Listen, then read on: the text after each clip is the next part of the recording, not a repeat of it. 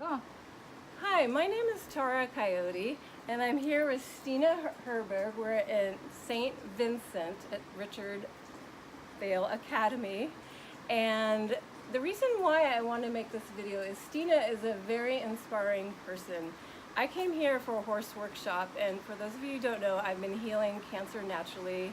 In September 2016, I was given a stage 3 breast cancer diagnosis, and I've been healing it exclusively naturally.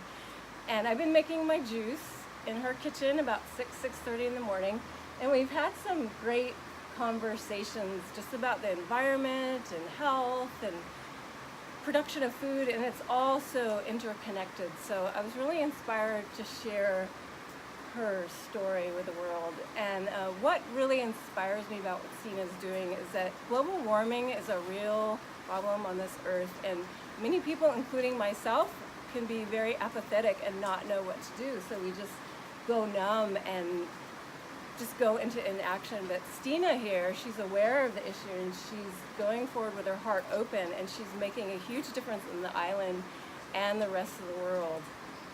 There's a couple other things I want to share before we talk to amazing Stina here, but she actually stopped GMOs from coming to the island of St. Vincent. And for those of you who know how huge the issues of GMOs are, you know what a magnificent task that is.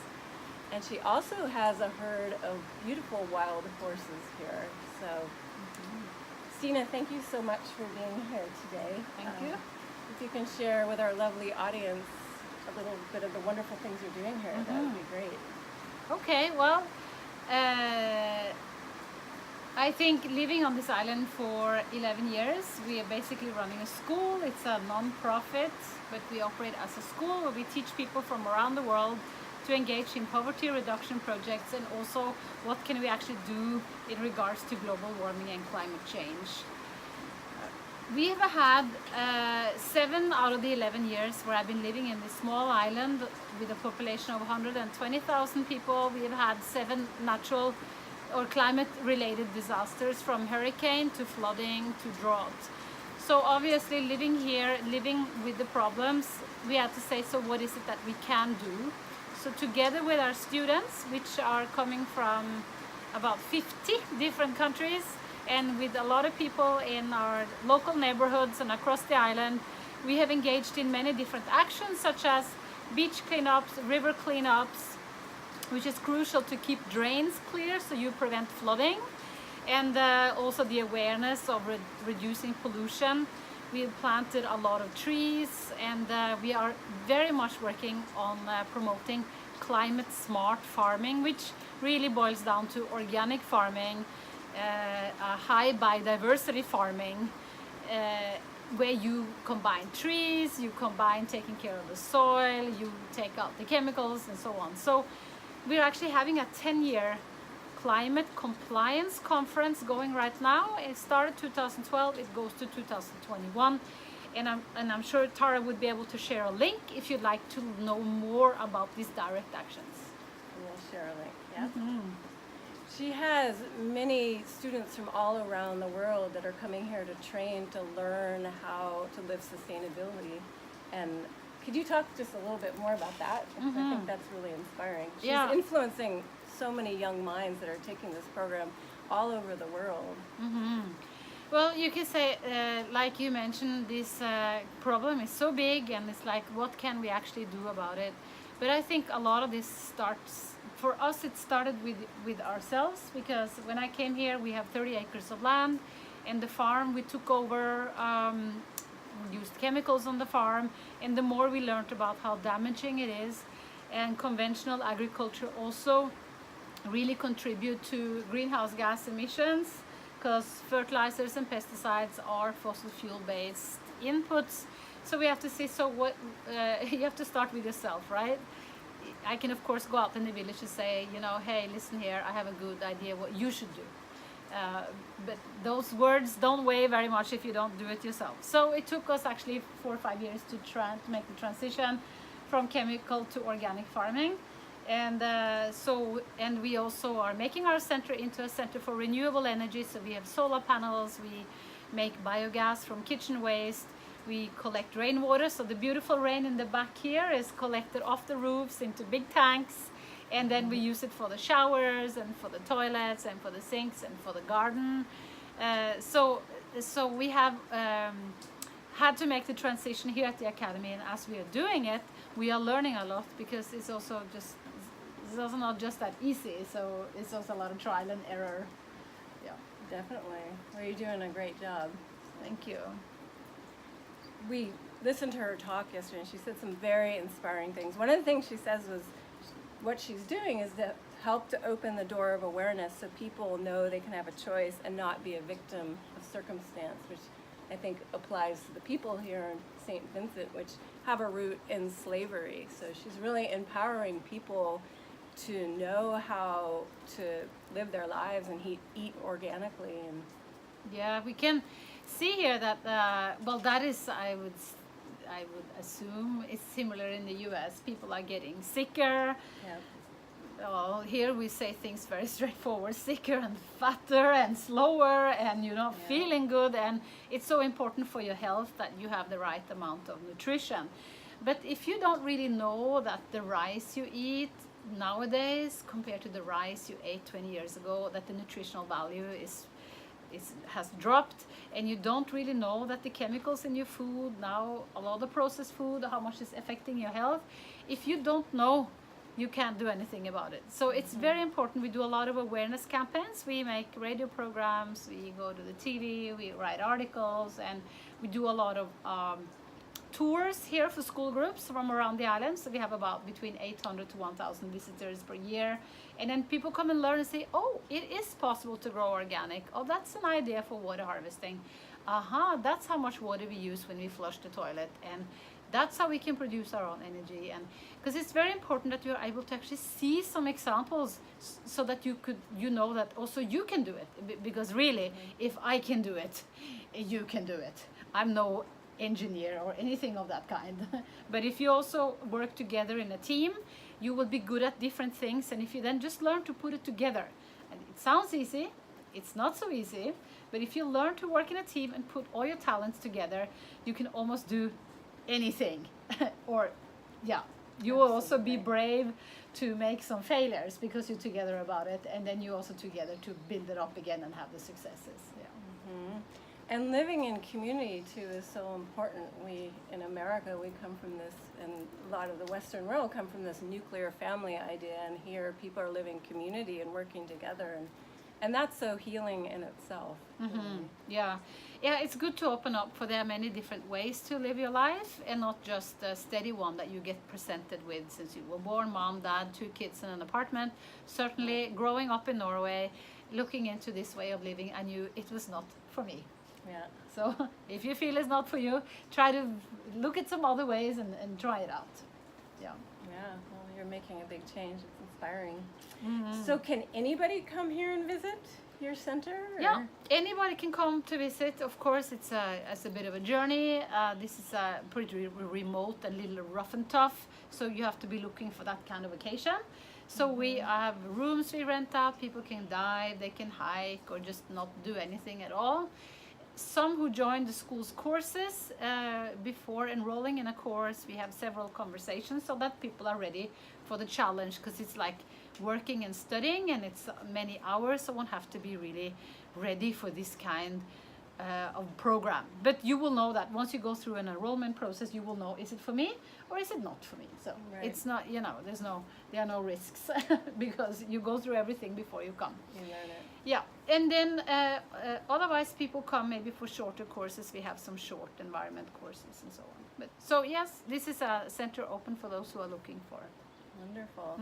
And can you talk a little bit about your herd of wild horses? Yeah, so growing up in Norway from a family who had never had any animals, I anyway grew up loving animals and were looking for horses and dogs and cats all over, and found out that I really liked horses and wanted to have them in my life. So I traveled and worked in different places. I could always find horses. When I came here, I was looking for horses, and on a detour I came across a herd of wild horses. They are from an equestrian center back in the 90s. For whatever reasons, they were left. They were not taken care of. So then you could say more than 10, 15 years later, where most of them are born after, I came across them and they didn't look very well. And I got help to round them up and bring them up to the center, found out how I could buy them. And it was a very different experience, as before this I've only been with domesticated horses. Right. And the wild horses also, who don't have any good experiences with people, was a very, very different combination.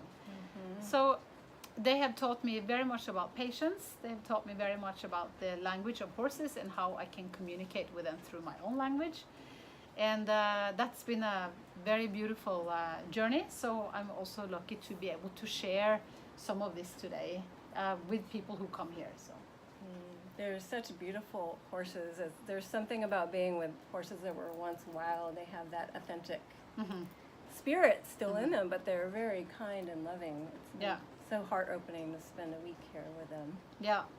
Yeah, of course. You would. I think you would maybe always say that with your own horses, but I think That's they're true. really, Well, really, really I can nice. vouch, Yeah, being an outsider coming in. Yeah, it's true. We found out that we have a lot of mutual horse friends in common too. I'm a Pona Quest instructor, so Yeah. it's always good to be with horse people.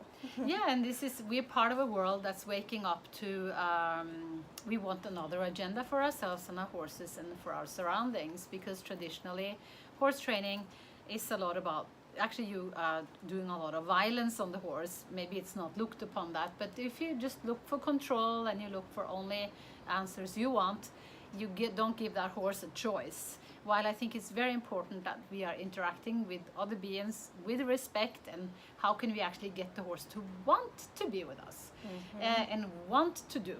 So we are living in a very exciting time, because the horse world is waking up. Yes. It's like 100 years ago in Norway, it was normal to beat children in school. And nowadays you don't do that. I know this still happens some places in the world, but generally you can say people are waking up to, you don't physically punish children for them to learn. It's obviously not a good idea. Right. When I grew up, some of the dogs that I walked had a collar with spikes going inwards. And the owner said, when I was going to walk the dog, you have to show who's the boss. Okay? Just be strict and show who's the boss. And even with dog training, we've seen a big change. There's lower positive enforcement, there is communication, give pet and give encouragement. Definitely. And this is what is right now happening in the horse world. We're at the very beginning, but it's, I would say, through a lot of connections, it's cooking. People are questioning, there must be another way. How can we interact with horses in a way that's on mutual respect and agreement, and not, you're not going to listen to me, because if not, you're going to have pain. Right. Because you are looking to, I do not want a relationship like that. Also, I don't want you to walk all over me. So here is a mutual way of, so how do we do this, you know? So how do we become friends? Yeah. It's a very new form of awareness. Yeah. I tend to think too that the horse awareness that's happening in the world now is filtering into the human awareness and awakening. Wouldn't you say, has that been a part of your path too, or? Yeah. As far as creating the center here and what you're doing? Yeah, I think so. In terms of that, people are like waking up to a new world. Right. Yeah, right. I think definitely. I think there's big moves and big vibes around the world. And also the more you get involved in working for healing people, the planet, the trees, the horses, whatever, you will also be able to see that there are so many other people on the move. So I'm just saying, get on the train. This train is moving, and you can choose any wagon. Get on the wagon, because the train is moving. There are so many people that are out actually changing the world. Yeah. And that was one of the big purposes of why I wanted to record this, so everybody knows that they can make a difference. Yeah. And you don't have to just lay quietly through global warming and everything that's happening. That you can make a difference in the world, like Stina here. Yeah. And Tara here. Thank We you. have all our ways. True, There's true. all these ways, you know, if you have a few hours to spare, if you can have a vacation where you do good, where you grow your own food in your own garden and share it with your neighbors, it's and it's empowering. once you start doing things, it's empowering. It is. Yeah. Yeah, So- you come to life in a new way, Yeah. I think. Yeah. And you can just say to yourself, well, I'm not going to accept the world that some people set out for you, that we're going to wreck the nature and we're going to poison our children with all this processed food, and say, no, I'm not going to be part of it, period. You started already there. Right, right. It's not for me. So get moving. Thank you very much. I'm choosing my own path. Yeah, exactly. Yeah. Can you share real quick your website, how people can find you? I'll put it on the link too, Yeah. but if you could just share it. Yeah. So the school website here is Richmond Vale Academy.org. And I also have a horse blog where I share some inspiration. And it's just my name.com. So Okay. StinaHerberg.com. Yeah. Okay. Well, thank you so much for taking time, and thank you for your wonderful work in the world. Okay, thank Really you. Joy to know you and to share your message. Okay, thank you so much. All right. Mhm. Bye.